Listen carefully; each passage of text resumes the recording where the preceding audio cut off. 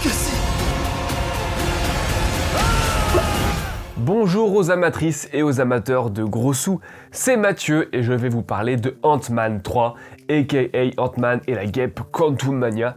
Et oui encore, mais rassurez-vous, il n'est pas question de tirer une énième rafale de Kalash sur l'ambulance, on va discuter de son parcours au box-office, et ce indépendamment de toute appréciation artistique du film.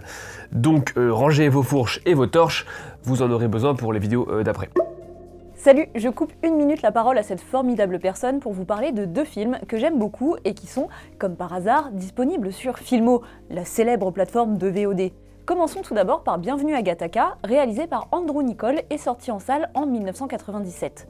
Dans ce film de science-fiction dystopique, chaque parent peut sélectionner les gènes de son enfant à naître pour lui assurer une santé en béton, pas un poil qui dépasse et donc une rentabilité optimisée pour la société. Mais au milieu de ce climat psychorigide ultra-validiste, Vincent a été conçu naturellement et souffre d'une santé défaillante. Pourtant, il a un rêve, devenir astronaute. Il va donc usurper l'identité d'un homme parfait et essayer de se frayer un chemin jusqu'à l'espace. Dans ce bijou révéré par la critique, vous trouverez un scénario maniant des dilemmes philosophiques particulièrement actuels, des décors futuristes filmés dans des couleurs magnifiques, Ethan Hawke et Uma Thurman au sommet de leur ascension et la révélation d'un certain Jude Law. Rien que ça. Pour le deuxième film, je vais vous conseiller Mommy, celui qui se passe au Canada, pas en Égypte. Il s'agit du fameux drame de Xavier Dolan qui lui valut une standing ovation de 12 minutes lors de la projection cannoise, et le film a d'ailleurs remporté cette année-là le prix du jury. Diane est une veuve qui doit prendre seule en charge son fils, un adolescent particulièrement compliqué et violent. Le quotidien est dur, mais l'arrivée d'une nouvelle amie dans leur vie va changer la donne. Le film de Dolan a fait sensation pour plusieurs raisons. Il dépeint un quotidien violent avec beaucoup de réalisme, il a un casting impressionnant, et mention spéciale à la formidable Anne Dorval, il bénéficie d'une mise en scène extrêmement maîtrisée et d'une fin qui va vous faire chialer.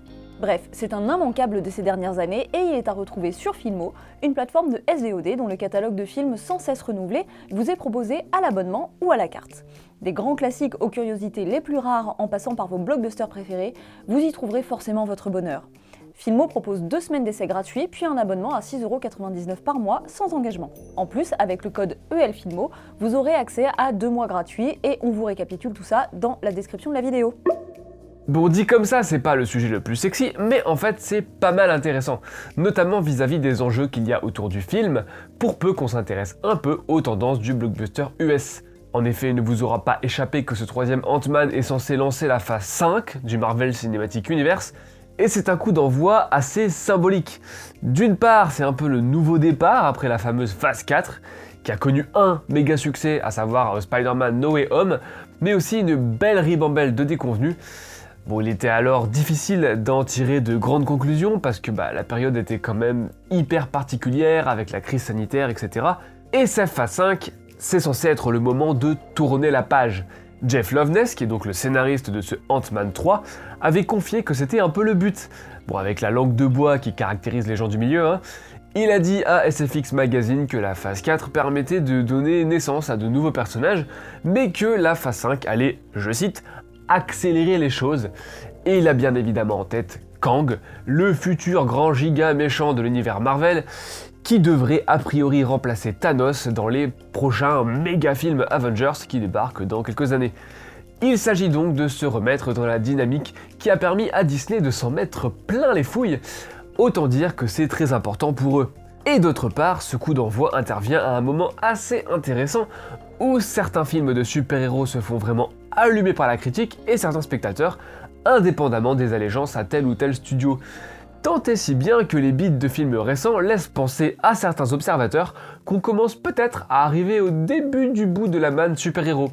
En effet, si les marques bien établies comme Spider-Man restent hyper rentables, ça devient de plus en plus compliqué d'imposer et de pérenniser de nouveaux personnages. Bon, les éternels c'était pendant le Covid, donc on va éviter de trop en parler, mais Morbius et surtout Shazam 2 sont quand même des cataclysmes économiques qui pourraient bien sentir le tout début de la fin. Bref, Ant-Man c'est un sacré test, est-ce qu'on peut toujours autant fédérer autour de ces univers? Et la réponse n'est pas évidente. Partons donc des chiffres durs et froids.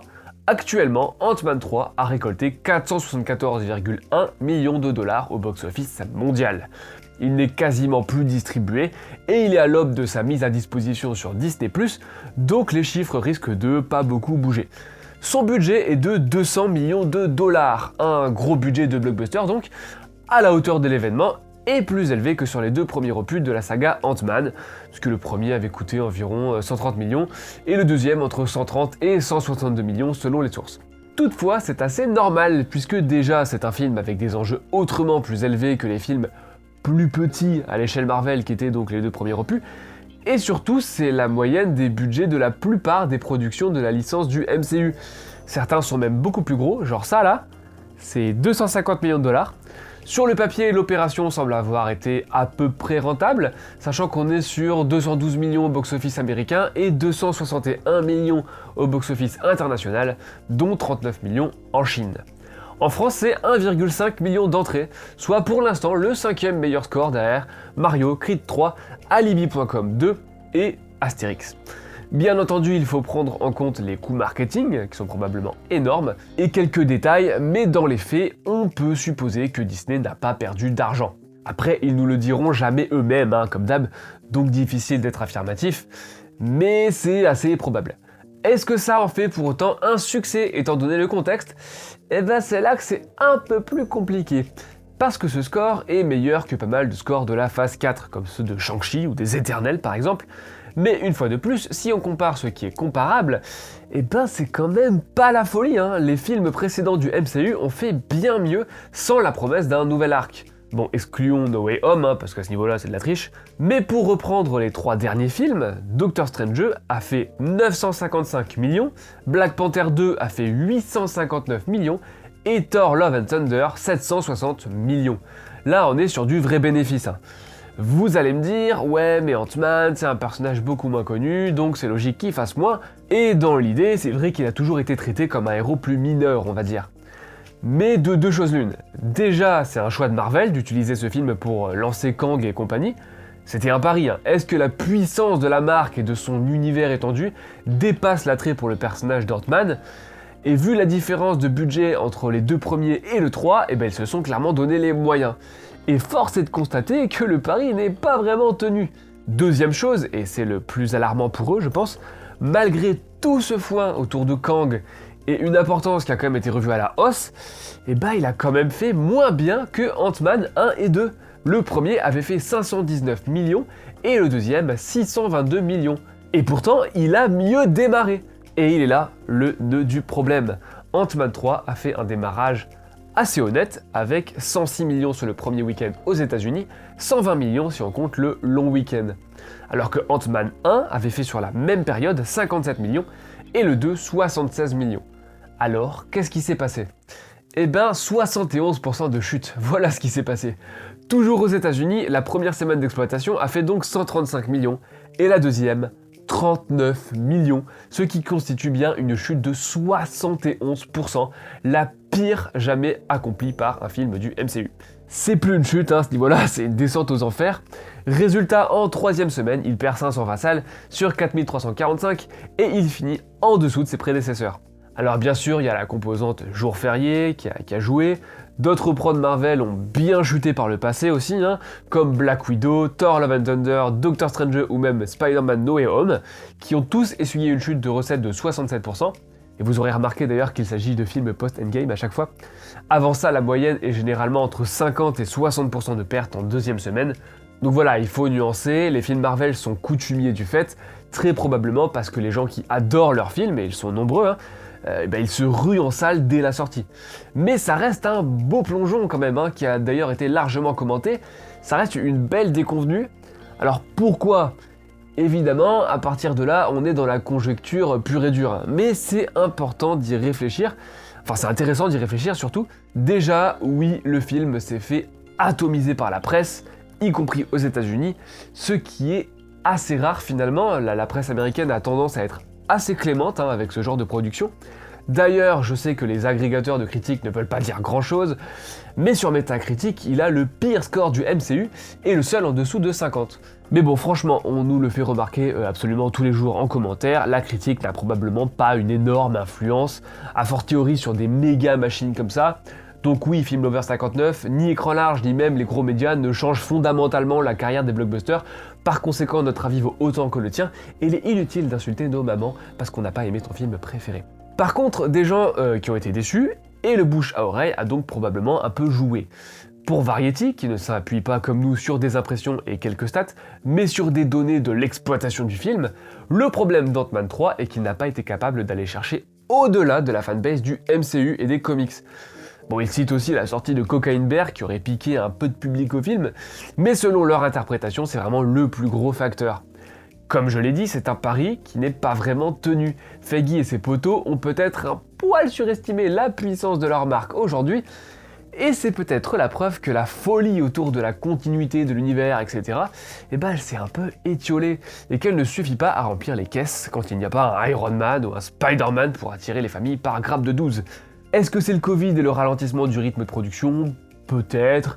Est-ce que le fait que cette continuité passe désormais par un maillage de séries que tout le monde n'a pas forcément regardé, ça a bien pu jouer. Quand tu vas au ciné avec les gosses, t'as pas franchement envie de rattraper Loki, WandaVision, etc.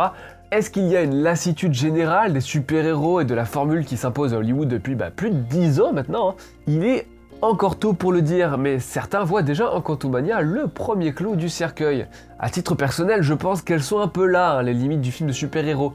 À force de multiplier les franchises et étendre les univers sur petit et grand écran, on finit par perdre le public cible traditionnel des blockbusters qui se désintéressent des héros un peu moins connus. Et nul doute que la catastrophe Shazam 2 va corroborer un peu tout ça. Après, il faut aussi relativiser, Marvel est quand même capable de gagner plus de 450 millions de dollars avec une histoire de fourmis, ce qui est pas mal du tout quand ils pensent. Black Adam a fait moins alors qu'ils avaient la puissance marketing Dwayne Johnson avec eux, et encore une fois, c'est un héros qui est moins connu. Alors, est-ce que c'est le début de la fin des haricots pour les surhommes en lycra ? Ce qui est sûr, c'est que les scores des deux blockbusters à gros enjeux que sont The Marvels et surtout The Flash vont être très intéressants à suivre.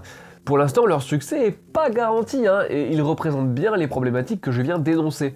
Le premier met en scène deux personnages qui sont directement issus de séries Disney+, et le second est une méga arlésienne qui est passée par des milliards de problèmes de production et qui compte sur le Batman de Keaton pour faire oublier que Flash, c'est pas le héros le plus célèbre au jeu du grand public. Donc, est-ce que c'est vraiment la fin d'un âge d'or ? Je vous laisse en discuter en commentaire. De mon côté, je veux remercier Lino qui s'est chargé du bilan économique sur le site et qui a donc fait pas mal de boulot que j'ai pu piquer, merci à lui. Si ma voix très nasillarde vous irrite, n'hésitez pas à lire son papier qui va encore un petit peu plus loin. 3 suggestions pour terminer, allez voir Suzume, c'est splendide et ça mérite un beau succès pour le coup. Allez écouter le dernier épisode de notre podcast consacré à ce cher Hans Zimmer. Et si ça vous dit, vous pouvez aussi prendre votre place pour notre prochain grand écran large où on projettera le règne du feu au Club de l'Étoile à Paris. Après abonnez-vous, etc. Vous connaissez, à la prochaine. Stop.